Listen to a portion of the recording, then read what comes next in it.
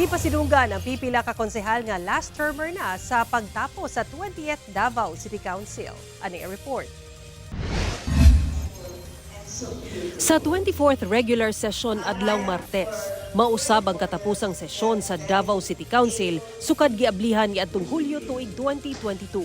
Sa pahayag ni outgoing Davao City Vice Mayor Attorney J. Melchor Kitain Jr., moabot sa kapinduha ka libo ka resolusyon ug dulan 4 ka gatos ka ordinansa ang ginuso sa konseho.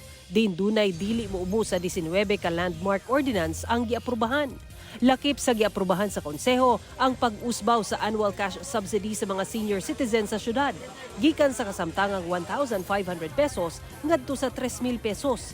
Pagtugot nga makatrabaho ang mga senior citizen o PWD sa mga fast food chain, preemptive and forced evacuation, paperless session ordinance, mandatory shelters alang sa mga IP watcher ug runners sa mga pasyente sa SPMC, D-Citizen ID, pagtukod og public internet center ug uban pa.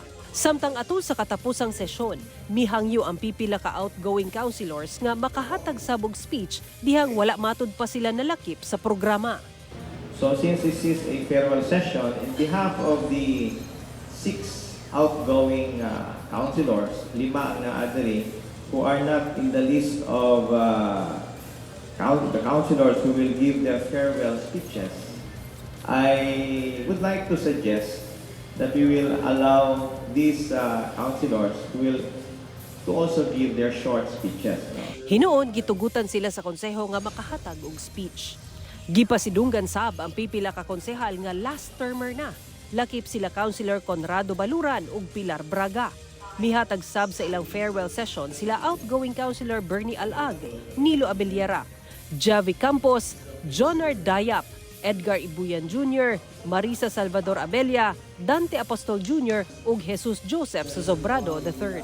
So with all of you here, some are graduating, some are re-elected, some will be here on July 1, some will become private citizens. Thank you very much for all the time we spent here in this City Council.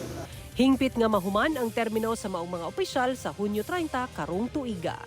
Kauban si Jojo Solarte, Sara Hilomen Velasco. 1 Mindanao.